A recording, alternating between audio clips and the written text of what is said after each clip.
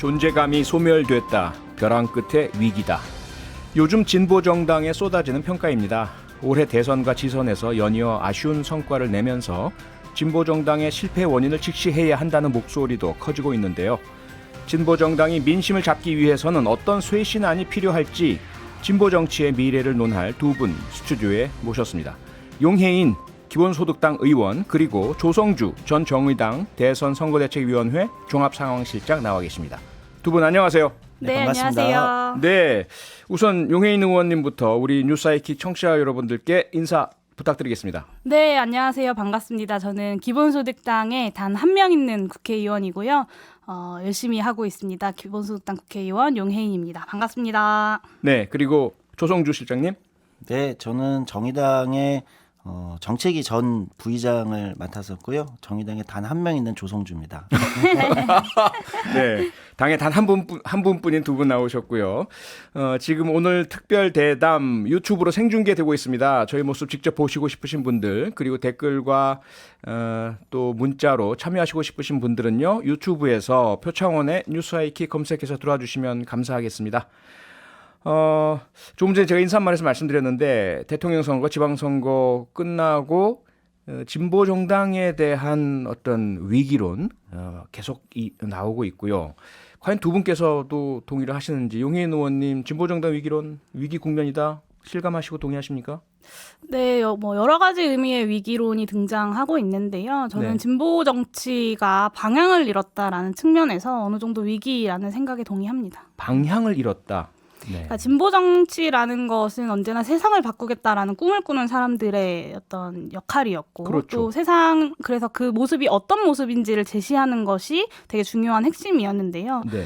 저도 이제 진보 정당 활동을 한 10년 정도 했지만 진보 정당들이 어떤 세상을 만들겠다라는 것을 좀 잃어버린 채 강론에만 좀 매달리고 있지 않았나라는 생각도 사실 좀 들고요. 그런 네. 면에서 기본소득당이라는 이제 2020년에 창당된 프로젝트도 어떤 새로운 미래의 모습을 제시해야 된다라는 측면에서 좀 창당을 하고 원내 진입을 시도했던 측면이 있습니다. 네. 그런 의미에서 좀 진보 정당이 꿈을 찾아야 된다라는 생각을 합니다. 방향성과 꿈을 잃었다 찾아야 한다.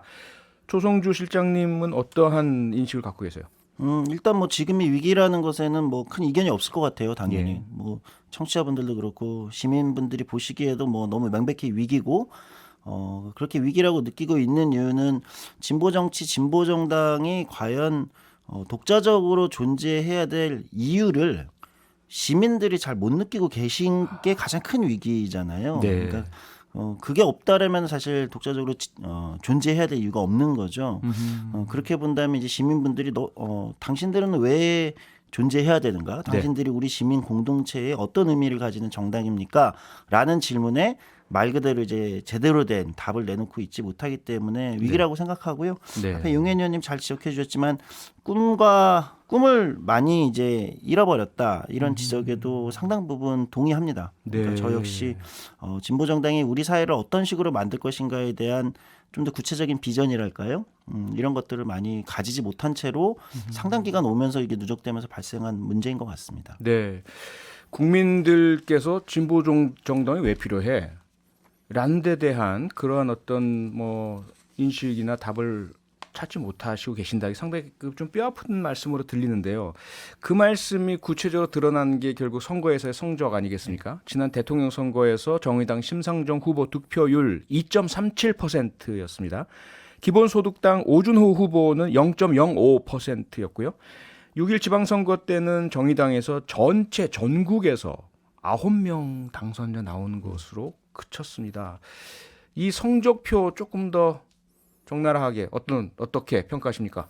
저는 성적이 저조할 거라는 것은 대선에 이제 종합상황실장 맡으면서도 좀 예상은 했고요. 예. 지방선거 저 역시 이제 지역의 후보로 출마를 했었는데 후보로 뛰면서도 이제 느껴지더라고요. 네. 피부로 좋지 않겠구나 이번에 정의당의 성적이. 네. 그거는 명백하게 시민분들이 굉장히 냉엄한 회초리를 때려주셨다고 생각해요. 네. 그리고 그 회초리가 지난 한 10년간 시민분들이 진보정당이 뭔가 우리 사회에 시민들의 삶을 조금 더 낫게 만드는 성과를 보여주길 바랬는데 네. 성과로 답하지 못했단 말이죠.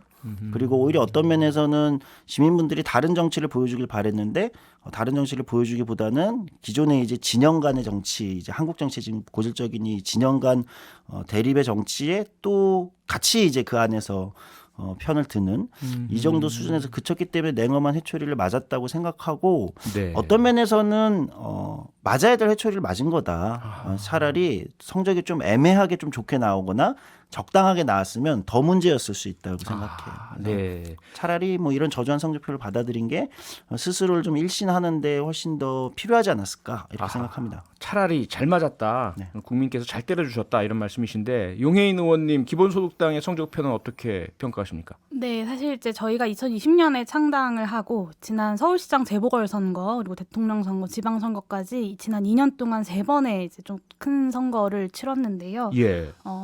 뭐 성적에 대해서는 겸허하고 또 뼈아프게 받아들입니다. 사실 지난 대선을 거치면서 기본소득당이 하고자 했던 것은 그냥 단순히 정권 교체냐 아니냐가 아니라 대한민국이 이 시기에 어떻게 가야 한다라는 방향을 제시하고 그 논의를 이끌어내는 역할을 좀 하고 싶었습니다. 네. 네, 그 각 정당들의 경선 과정까지는 그래도 뭐 민주당 같은 경우는 신복지냐 기본소득이냐 뭐 이런 논쟁들이 활발하게 좀 튀어나오면서 네. 저 역시도 좀 그런 기대를 하고 또 그 과정에서 우리 사회가 좀 더 획기적으로 전환될 수 있기를 바라는 논의들을 이끌어 가려고 했는데 네. 막상 양당의 후보가 정해지고 나니까 맨 여러 가지 의혹들과 뭐 개인사들만 난무하는 구도 속에서 네. 사실은 좀 많이 어려움을 겪었습니다. 그 과정에서 기본소득당이 어떤 기본소득이라는 아젠다를 다시 우리 사회에 중심으로 끌어올리는 데에는 좀 부족했다라는 평가를 좀 하고 있고요. 네. 그럼에도 불구하고 저희는 이제 막 시작한 정당이기 때문에 이것을 예. 출발점으로 다시 또 시작해 보려고 합니다. 네. 두 분이 짚어주신 어떤 진보정당의 위기 원인 그리고 대책에서 많은 공통점을 좀 발견을 할 수가 있는데요. 우선은 세상을 바꾸는 어떤 비전, 꿈, 제시를 잘 못했다는 것과 거대 양당 간의 진영 싸움 속에 휘말려 들어간 느낌이다. 특히 정의당 같은 경우 그런 평가를 좀 받지 않았습니까? 조성주 실장님 개인적으로 그간의 정치의 어떤 변혁 속에서 정의당의 위기 언제부터 어떻게 되었고 왜 그 양당 간의 극한 대결 속에서 존재감을 내세우지 못하셨다고 보세요?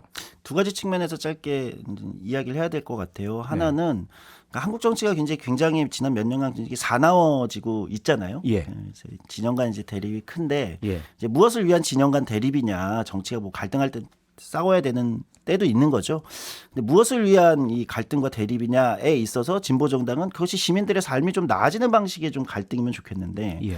그런 갈등의 어떤 구도에 서기보다는 언제든지 한쪽 편을 들어야 되는 이런 상황에 놓이면서 사실은 민주당 편을 들면 민주당 이중대가 되는 거고 국민의힘 편을 들면 국민의힘 이중대가 되는 거지 않습니까? 예.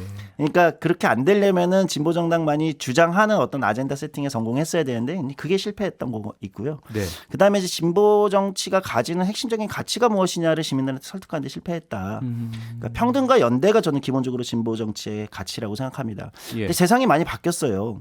이제 그냥 단순히 평등하다가 아니라 무엇이 평등이냐. 그러니까 그러다 보니까 한쪽에서는 공정담론 같은 게 나오는 거잖아요. 네네.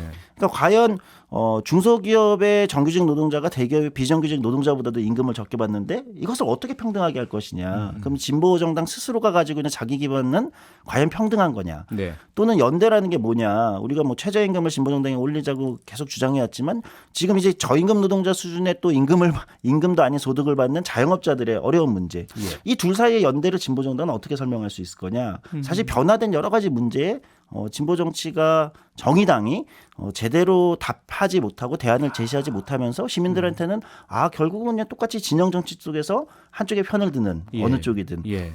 이렇게 인식된 측면이 크고 반성해야 되는 부분이 많다고 생각합니다. 네. 어떻게 보면 세상이 너무 빠르게 복잡하게 다양화되고 변화하는데 정의당이 그걸 제대로 앞서 나가지 못하고 앞서 나가기는커녕 제대로 쫓아가지 못했다 이렇게 들립니다. 그렇죠.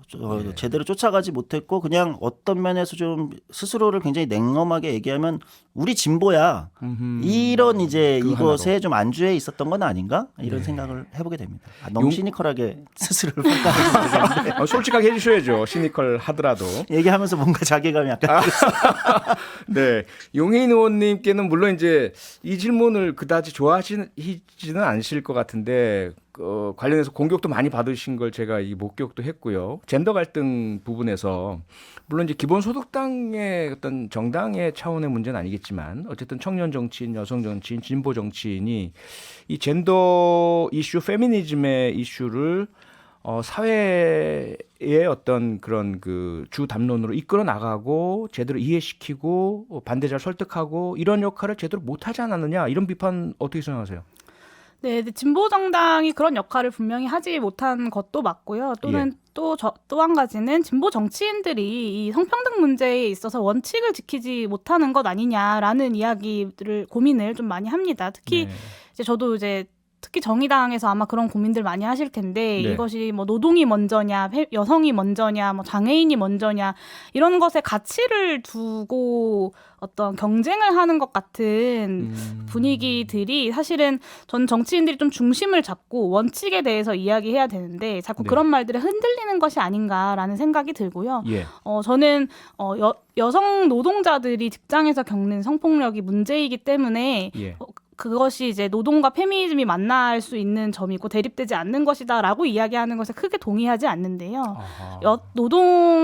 노동이 중요한 것에 동의하고 또 성평등이 중요한 것에 동의합니다만 예. 성평등의 이슈를 모든 것을 노동으로만 설명할 수는 없거든요. 그런데 진보 정당에서 혹은 진보 정치인들이 모든 것을 좀 그런 방식으로 엮어서 풀려고만 하는 것들이 오히려 저는 좀 솔직하지 못했다라는 생각이 들고요. 네. 저는 문제에 대해서 명확하게 문제임을 밝히고 이 문제에 대해 해결하기 위한 어떤 구체적인 방안들을 제시하는 게 중요한 것이지 오히려 정치인들이 좀 그 젠더 갈등이라고 프레임 지어진 것 안에서 그 프레임을 벗어나지 못하고 원칙을 잃고 좀 흔들렸던 것 아닌가라는 생각이 좀 듭니다. 네.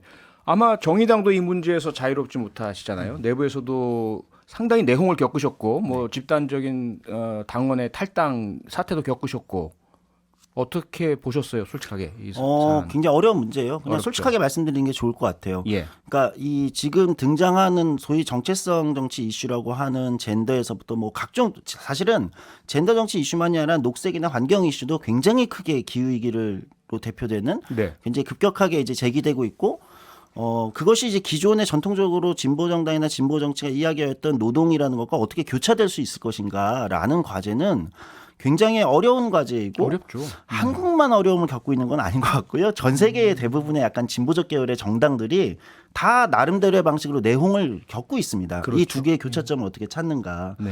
그 와중에 산업 변화라든지 이런 변화도 같이 진행이 되기 때문에 더욱더 문제가 복잡해진 거거든요. 솔직히 말씀드리면 굉장히 어려운 과제다. 그러니까 기계적으로 두 개를 배치하는 것도 말 그대로 쉽지는 않아요, 솔직히. 이 두 여러 가지 이슈들의 또는 아젠다들의 교차점을 찾아내는 것이 뭐 제가 볼 때는 뭐 한두 달 또는 한두 번에 해결될 것 같지는 않고요. 몇 년에 걸쳐서 계속 우리 사회가 함께 고민하고 정당들이 특히 진보 정당이 굉장히 좀 치열하게 고민해야 되는 것 같아요. 그러다 보니까 아직은 이게 정돈되지 않은 상태에서 굉장히 거칠게 시민들한테 다가가지는 측면도 솔직히 많았다고 생각하고 네. 당내에서도 어떤 여러 가지 이슈들을 동의의 기반을 좀 넓힌다든지 네. 이런 부분이 부족했던 것도 우리가 스스로는 또 자평을 해야 된다고 생각하거든요. 네, 솔직히. 네. 다만 어느 쪽을 취사 선택하는 문제는 솔직히 아니다. 네. 또는 우리가 정의당이나 정당이 한쪽만을 뭐 하려고 특별히 선택했다든지 이런 건 아니지만 네. 교차점을 스스로 잘 찾아내고 좀 더 시민들에게 잘 다가갈 수 있게 정돈하는 데는 부족함이 많았다. 네. 이렇게 스스로 평가해야 되지 않나 싶습니다. 네.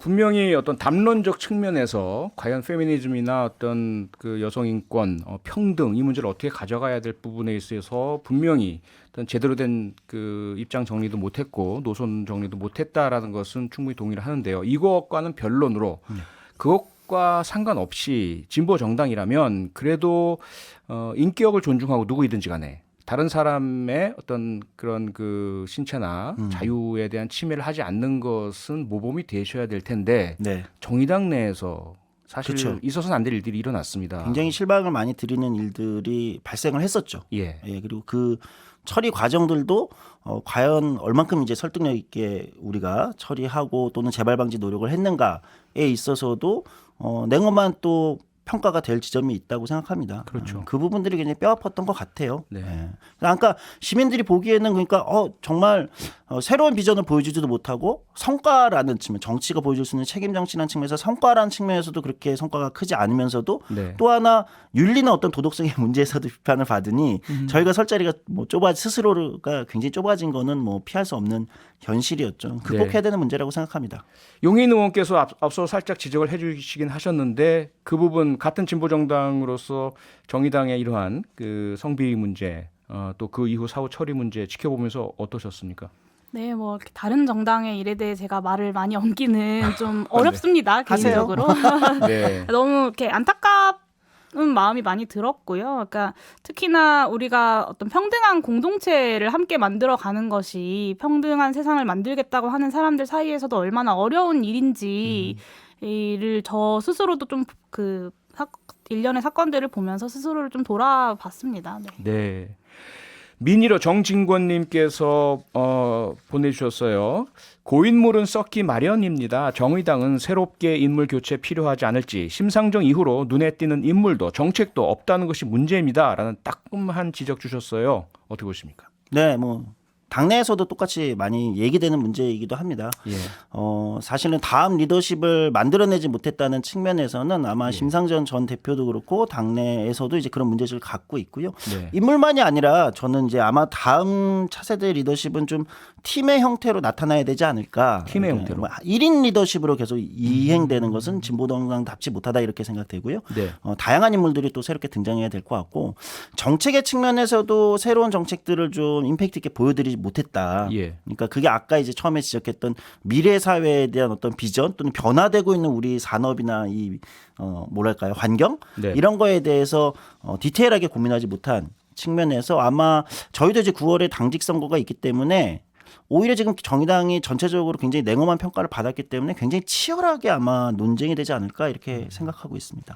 단도직입적으로요. 네, 제가 아마 조성주 실장님 직접 뵌 게 6년 정도 전이었던 네 맞습니다. 것으로 기억하고요. 그 당시에 조성주 실장님을 당 안팎에서 모두 차세대 정의당 리더로 꼽는 분들이 많으셨어요. 근데 그 이후에 어디서 뭐 하시는지 모르겠다라는 말을 제가 많이 들었습니다. 솔직히 그런 어떤 차세대 리더십으로서 본인뿐만 아니라 뭐 그 집단 리더십 말씀하셨는데 왜 심상정 이후 포스터 심상정의 어떤 기치를 내걸고 자기 비판 내부 비판하면서 개혁을 쇄신을 이렇게 내세우는 분들이 안 계셨습니까?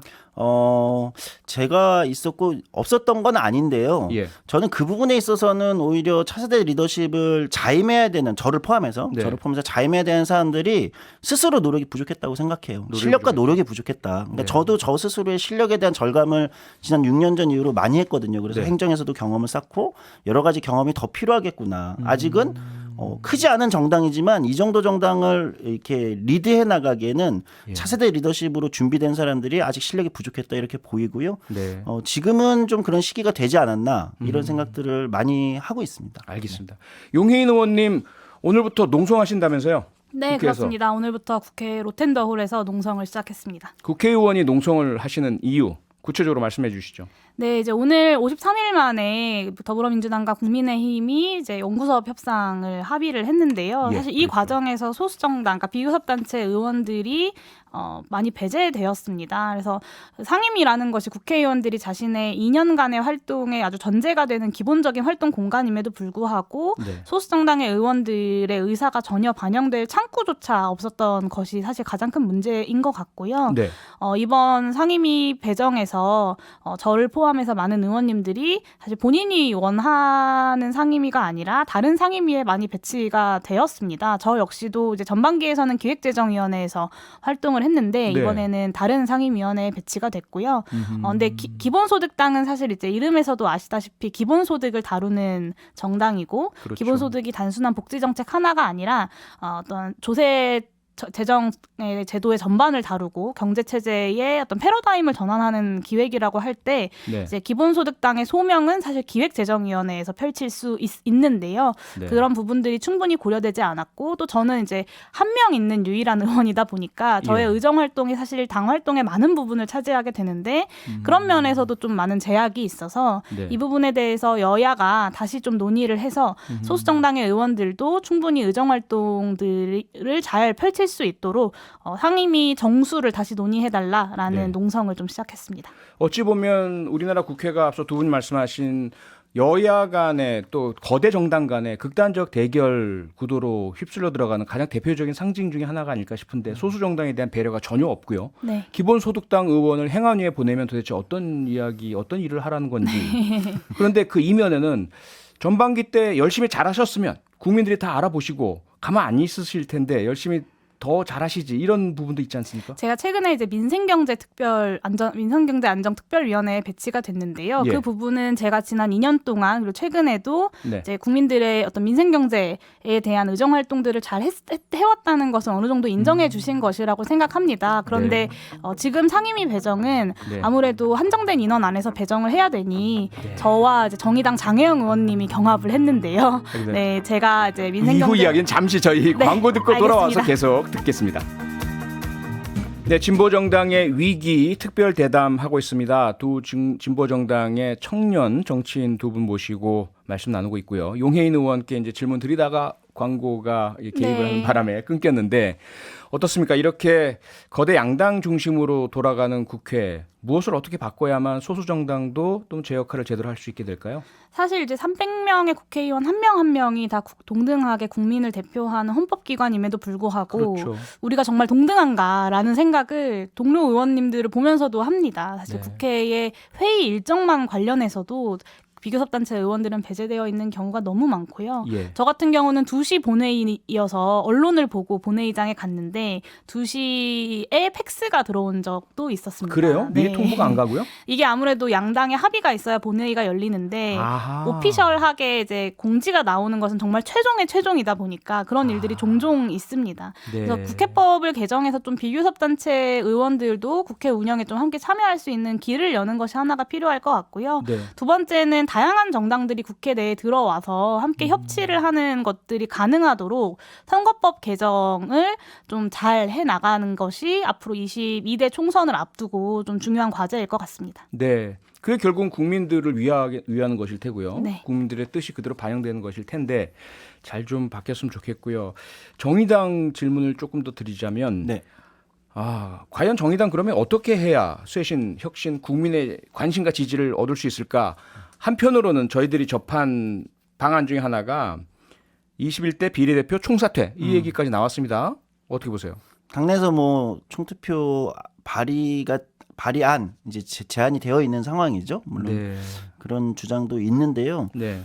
저는 개인적으로는 사실 동의는 하지 않습니다. 그 주장에. 그러니까 네. 만약에 현재 비례대표 의원들이 지금 정의당 위기의 원인인가 예를 들면 예. 제가 보는 정의당이라는 진보정당의 위기의 원인은 그보다 훨씬 깊은 곳에 있다고 보이거든요. 아까 네. 이제 앞서 이제 광고 전에 이야기했던 어떤 비전의 문제, 리더십이 바뀌지 않는 문제 또는 변하는 어떤 사회에 맞는 어떤 스스로의 혁신과 변화를 해오지 못한 문제.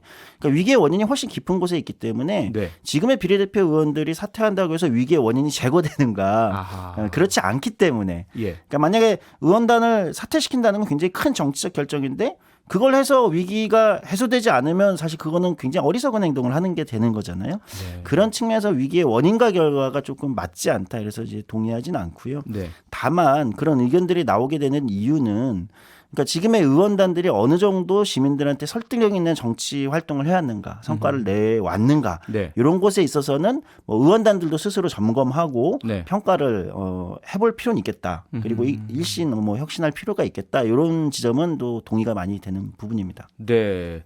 뭐 당연히 뭐 그런 노력들을 해야 되겠지만 지금 당장 정의당의 존폐 문제까지 거론되는 재정적인 어려움에 크게 봉착하셔서 네. 뭐 진중권 교수 같은 경우는 대국민 호소 정의당 후원 좀 해주세요 이런 상황까지 나왔습니다. 이 문제 어떻게 보세요?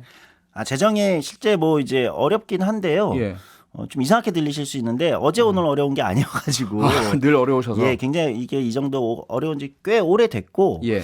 최근에 이제 불거진 이유는 이게 이제 약간의 일종의 뭐 유동성 위기 같은 아하. 상황이 잠시 벌어진 건데 네. 뭐 존폐까지 이제 언급될 정도의 재정적 어려움은 사실 아닙니다. 그건 아니고요. 네, 그건 아닌데 네. 그럼에도 불구하고 진중경 교수 같은 분들이 나서셔가지고 이제 후원 부탁해주시고 하는 거는 뭐 긍정적이라고 봅니다. 네. 어쨌든 있는 어려움은 또 해소를 해야 되니까요. 네네.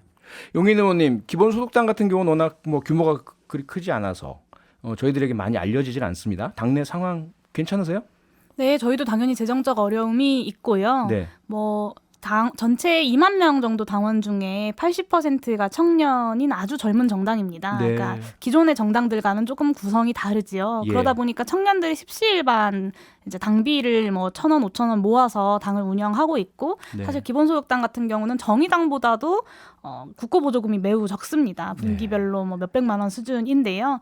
어렵지만 스타트업 기업을 운영하는 것처럼 우리는 스타트업 정당을 한다. 그런 정당 운동을 한다라는 마음으로 하나하나 좀 헤쳐나가고 있습니다. 네. 기업은 스타트업에 국가 지원이 있고 재벌에는 오히려 안 가는데 정당은 오히려 큰 재벌 정당엔 국고보조금 많이 가고요. 스타트업 네. 정당엔 잘 안 가는. 네, 9269님께서 문자 보내셨네요. 의원님들 1명에서 100명 되는 그날까지 꼭 열심히 해주시길 바랍니다. 의원님들 힘내세요. 기본소득당 당원이신가요? 정의당 당원이신가 모르겠네. 네, 민의로 최윤금님도요. 국회의원분들 초심을 잃지 마시고 바른 민생 정치 간절히 바랍니다. 네, 특히 우리 젊은 청년 정치인들 또 진보 정치인들, 진보 정당들 잘해주셔야 약자들, 우리 사회에 소외받으신 분들이 또 의지할 때가 있으니까요. 잘해주시기를 다시 한번 부탁드리겠습니다. 오늘 말씀 고맙습니다. 네, 감사합니다. 감사합니다. 네, 조성주 전 정의당 대선 선거대책위원회 종합상황실장 그리고 기본소득당 용혜인 의원 두 분과 함께했습니다. 평일 저녁 6시 5분에 여러분을 찾아갑니다. MBC 라디오 표창원의 뉴스 하이킥.